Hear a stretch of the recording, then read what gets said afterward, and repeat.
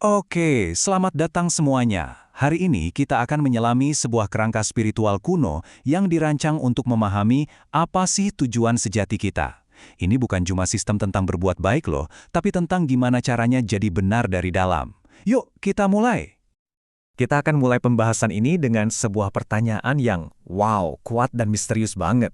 Pertanyaan ini bukan cuma kalimat puitis biasa, tapi ini adalah inti dari masalah yang coba dipecahkan oleh ilmu kebenaran. Apa coba yang begitu sulitnya sampai butuh 1000 tahun keputusasaan untuk menjawabnya?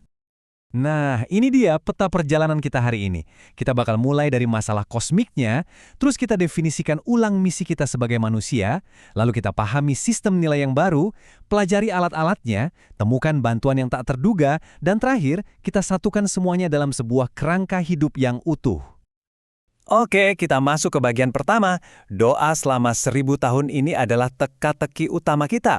Ini bukan cuma soal menunggu, tapi ini sinyal bahwa ada sesuatu yang sangat fundamental yang terlewatkan oleh umat manusia. Coba deh, Anda bayangkan ini. Yang berusaha ini bukan orang biasa loh, tapi para utusan dan tokoh-tokoh suci. Dan mereka semua mentok, ketemu jalan buntu. Ini menunjukin kalau masalahnya itu bukan kurangnya pengabdian atau kurang ritual. Masalahnya ada di tempat lain, sesuatu yang lebih dalam dan tersembunyi. Dan disinilah kita mulai menemukan jawabannya. Menurut filosofi ini, tujuan kita diciptakan itu bukan sekedar untuk beribadah, tapi untuk mencapai tingkatan tertinggi, yaitu menjadi seorang pemimpin sejati, atau yang disebut khalifah. Nah, yang menarik banget dari sini adalah definisinya. Jadi khalifah itu bukan soal kekuasaan atas orang lain, bukan soal tahta atau jabatan, sama sekali bukan. Ini soal penguasaan diri, kemenangan total atas musuh terbesar kita yang justru ada di dalam diri kita sendiri. Di sini kita bisa lihat gambaran perang batin itu. Di satu sisi ada fitrah, esensi murni kita, percikan ilahi yang jadi kompas sejati kita. Tapi di sisi lain ada nafsu, sang ego, si penyusup yang terus-menerus mencoba ngambil alih kendali dan jadi sumber dari semua keresahan kita. Jadi, gimana cara kita ngenalin musuh ini? Ternyata dia punya 3 wajah utama. Pertama, rasa aku yang bikin kita merasa jadi yang paling penting. Kedua, rasa suci yang bikin kita ngerasa lebih baik dari orang lain. Dan ketiga, keinginan untuk dipuji, yang bikin motivasi kita jadi tergantung sama validasi orang lain. Nah, inilah dia kontaminasi yang merusak niat murni kita. Oke, kalau tujuan kita adalah mengalahkan ego, maka cara kita mengukur nilai pun harus berubah total. Kita masuk ke bagian ketiga, di mana kita akan bahas pergeseran paradigma tentang apa sih yang sesungguhnya berharga itu. Coba lihat bedanya. Di dunia lama, kekuasaan, kekayaan, dan status itu tujuan akhir. Tapi dalam ilmu kebenaran, semua itu di-downgrade, diturunkan derajatnya, jadi sekadar alat. Alat untuk beribadah. Jadi, mata uang yang berlaku bukan lagi pencapaian duniawi yang kelihatan, tapi sesuatu yang tak terlihat. Kemurnian niat atau keikhlasan. Terus, seberapa murni sih niat kita seharusnya? Jawabannya, spesifik banget dan mungkin bikin kaget. Bukan sekedar cukup baik atau lumayan tulus. Standarnya adalah angka ini, 7,5. Yap, angka 7,5 ini kayak nilai kelulusan. KKM-nya gitu.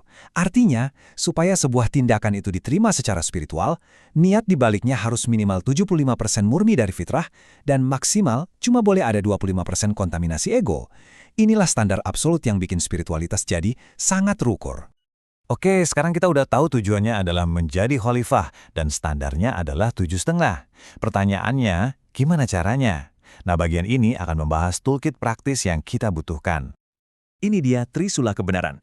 Ini bukan sekedar 3 sifat baik, tapi sebuah siklus yang dinamis. Pertama, kita harus sadar, bisa mendeteksi kapan si ego mulai bekerja. Kedua, kita harus tabah, yaitu tangguh mempertahankan kesadaran itu di tengah ujian. Dan puncaknya adalah sabar, yang artinya bukan cuma menahan diri, tapi meraih kemenangan sejati. Jadi, bukan sekedar menahan amarah, tapi beneran menang atas dorongan untuk marah itu sendiri. Beda banget kan? Nah, kita balik lagi ke pertanyaan awal kita. Setelah 1000 tahun, jawaban apa yang turun dari langit? Ternyata, jawabannya adalah manusia nggak dibiarkan berjuang sendirian. Ada bantuan yang dikirimkan.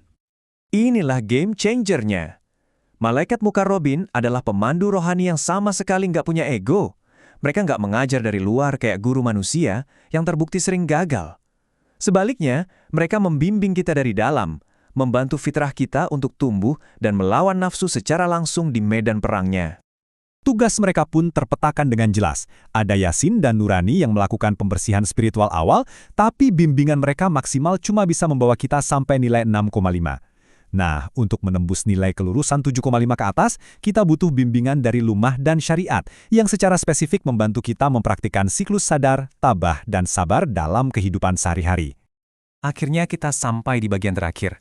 Gimana cara kita menyatukan semua konsep ini, perang batin, keikhlasan, dan bimbingan spiritual ke dalam kehidupan nyata kita? Jawabannya ada pada sebuah metafora yang elegan banget. Bayangkan hidup Anda itu seperti rel kereta api. Rel kiri adalah syariat. Semua tindakan nyata Anda, hubungan Anda dengan sesama, semua yang terlihat di dunia luar. Rel kanan adalah hakikat, niat batiniah Anda, hubungan Anda dengan Tuhan, alasan mengapa Anda melakukan sesuatu. Keduanya harus jalan bareng, sejajar, sama pentingnya, tapi nggak boleh pernah bersinggungan atau tertukar. Dan inilah kesimpulan paling pentingnya. Kegagalan spiritual terbesar menurut kerangka ini terjadi ketika kita mencampuradukan kedua rel itu. Yaitu, saat kita berpikir bahwa hanya karena kita melakukan perbuatan baik di rel kiri, niat kita di rel kanan secara otomatis jadi murni.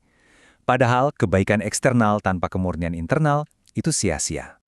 Jadi, setelah kita membedah semua ini, pertanyaan terakhir yang paling relevan bukan untuk orang lain, tapi untuk diri kita sendiri.